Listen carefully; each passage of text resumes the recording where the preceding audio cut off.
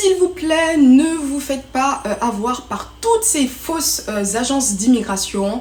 Depuis le 28 août 2024, vous ne pouvez plus du Canada, lorsque vous êtes un visiteur, un touriste, demander un visa de travail. Ça ne se fait plus, c'est plus possible. Hello tout le monde, j'espère que vous allez bien. Bienvenue sur l'éveil ivoirien et aujourd'hui nous allons malheureusement parler d'un sujet qui va impacter négativement un maximum de personnes qui souhaitent immigrer au Canada.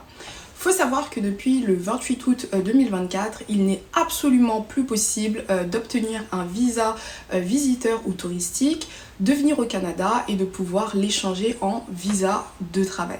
Si vous souhaitez avoir donc, tous les détails sur la mesure, donc je vous invite à regarder cette vidéo jusqu'au bout. Pour toutes les personnes comme moi qui parlent d'immigration, on va pas se mentir, c'était quelque chose qui était extrêmement prévisible.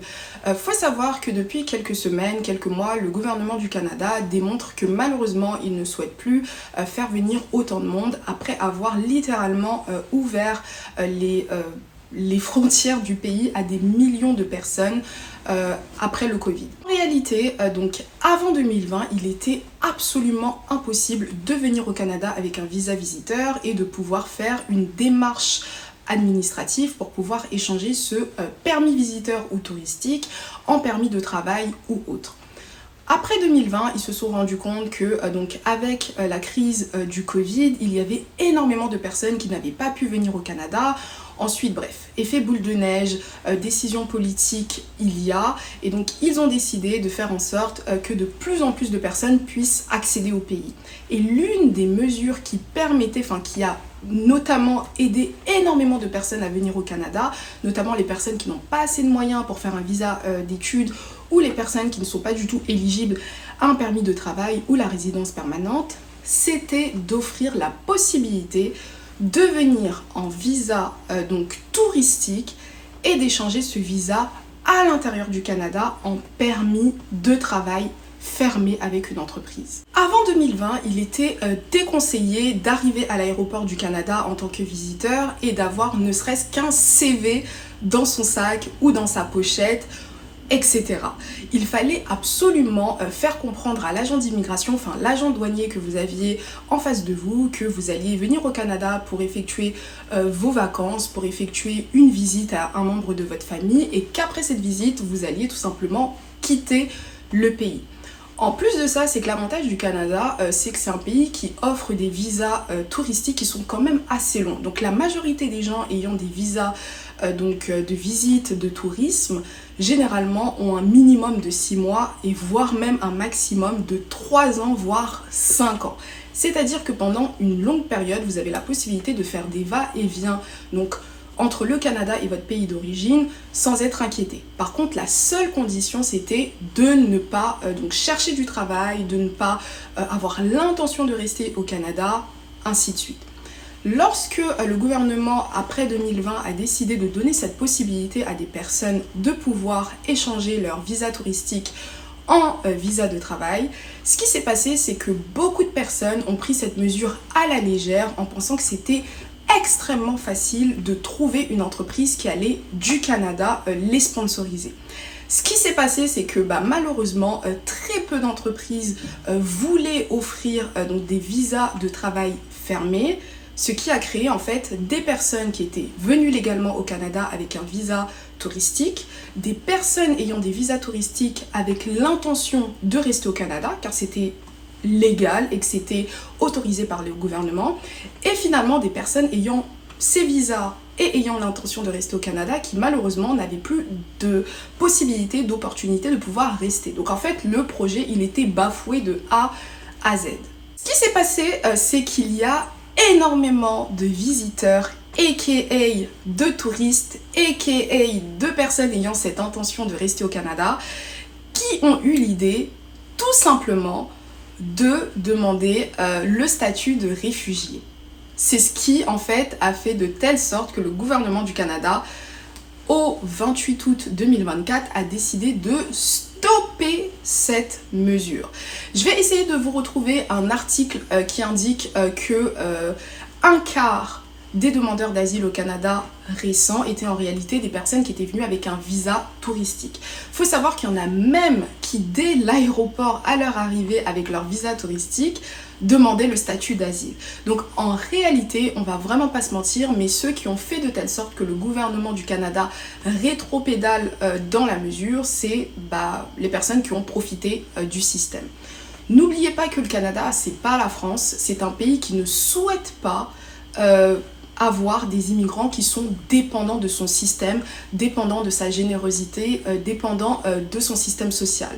Donc à partir du moment qu'il remarque qu'il y a des personnes qui profitent du système, automatiquement il pénalise tout le monde en arrêtant des mesures. Ce qu'on a oublié entre 2020 et 2024, c'est que toutes les nouvelles mesures du gouvernement du Canada étaient des mesures qui visaient à faire venir de plus en plus de monde, donc donner l'opportunité à des gens qui de base ne sont pas forcément éligibles ou n'ont pas les moyens de dépenser plus de 3 000 $, 1 800 $ dans des RP, donc résidence permanente, de pouvoir venir au Canada et immigrer tout simplement. S'il vous plaît, ne vous faites pas avoir par toutes ces fausses agences d'immigration.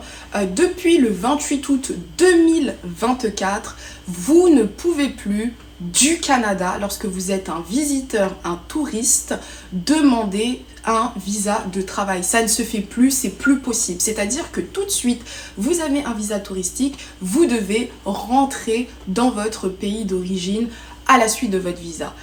Petite exception, donc si vous avez un petit peu les moyens, vous avez toujours la possibilité d'échanger votre visa visiteur en permis d'études, mais il n'est plus possible de rester entre guillemets gratuitement au Canada, de demander aux entreprises de vous embaucher, de faire même de la prospection, c'est totalement illégal. Et qu'est-ce que vous risquez? C'est d'être expulsé du pays. Déjà de 1, si le douanier pense que vous avez l'intention de rester avec un visa visiteur, il peut vous expulser dès l'aéroport. Et de 2, si vous restez au Canada avec ce statut et que vous faites des démarches pour pouvoir avoir une entreprise, pareil, vous pouvez être aussi expulsé du Canada.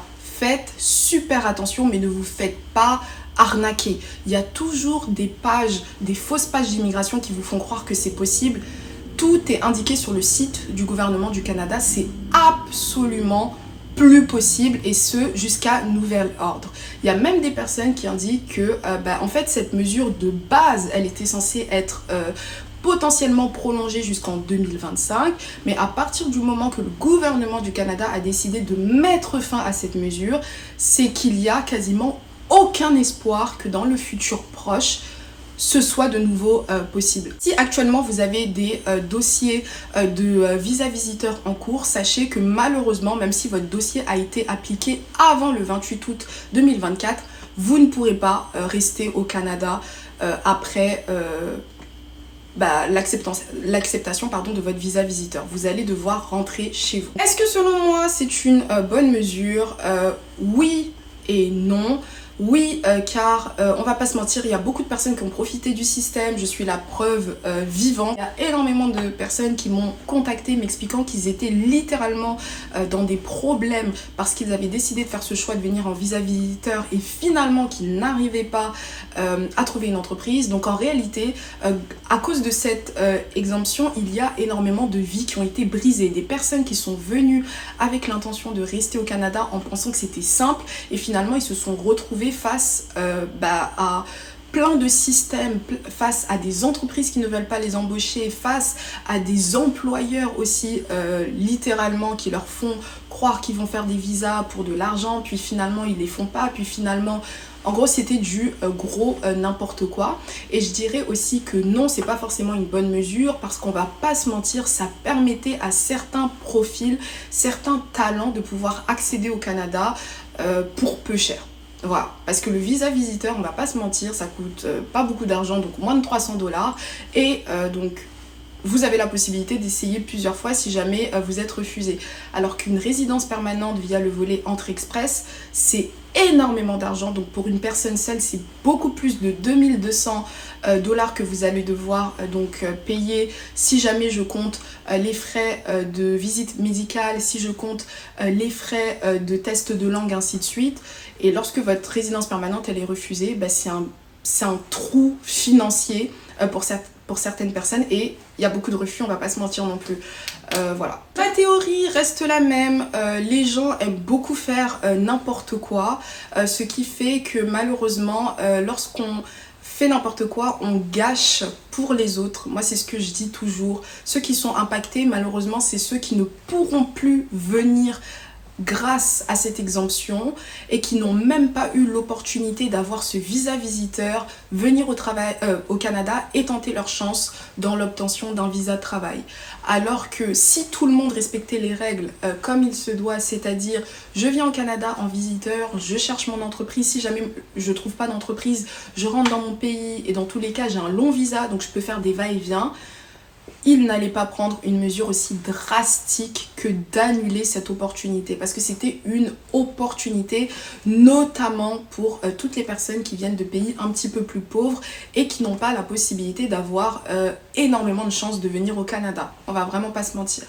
Ce sera tout pour cette vidéo. S'il vous plaît, ne vous faites pas avoir. Il n'est plus possible de venir au Canada avec un visa visiteur et de rester par la suite au Canada en échangeant le visa visiteur pour un visa de travail, pour un permis de travail, pardon. Faites attention, il y a énormément de fausses informations. Partagez cette vidéo si vous entendez ou si vous savez qu'il y a un membre de votre famille ou de votre entourage qui est actuellement en train de faire des démarches pour le visa visiteur, aka le visa touristique. Ce sera tout pour moi, je vous souhaite une excellente... Ma poche part en cacahuète, bref. Je vous souhaite une excellente fin de journée, fin de soirée, peu importe à l'heure à laquelle vous regardez cette vidéo. Et je vous dis à la prochaine pour une prochaine vidéo. Bye bye!